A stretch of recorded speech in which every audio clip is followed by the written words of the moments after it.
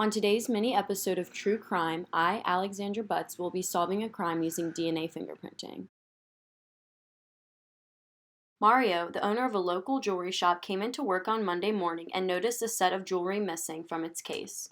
Who stole from the store? Since the store alarms did not go off, it had to be someone who has access to the door code. Mario gave me the names of everyone with the code. Mario himself, Mario's wife Sophia, Mario's son Thomas, Angela an employee, John an employee, and Elijah the security guard.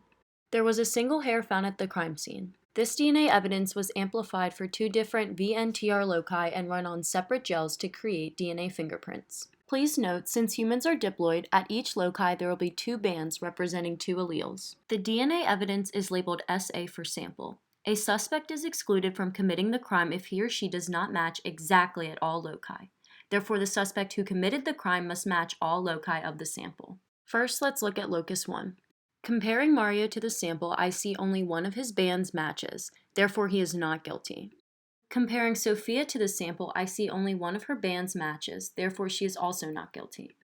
Comparing Thomas to the sample, both of his bands match the evidence. Therefore, he is in the category of guilty. Comparing John to the sample, both of his bands match the evidence. Therefore, he is also in the category of guilty. Comparing Angela to the sample, one of her bands matches. Therefore, she is not guilty. Lastly, comparing Elijah to the sample, none of his bands match. Therefore, he is not guilty. I would like to point out how DNA fingerprinting can also show Maria and Sophia are the biological parents of Thomas. As we know, 50% of our DNA comes from our father, and the other 50% comes from our mother. For locus 1 and locus 2, one of Thomas's bands match one of Mario's bands, and Thomas's other band matches one of Sophia's bands.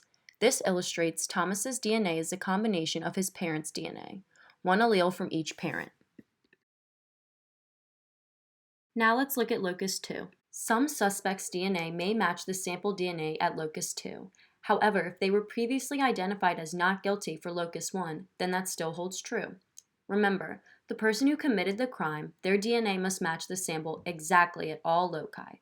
For example, Elijah's DNA matches the sample DNA at locus number 2, but he was previously found not guilty. I have it down between Thomas and John. Let's compare their DNA to the sample DNA at locus 2. Comparing Thomas to the sample, only one of his bands match. Therefore, we can move him into the not guilty category. Comparing John to the sample, both of his bands match the evidence. Therefore, he is guilty. Thank you all for watching this mini episode of True Crime.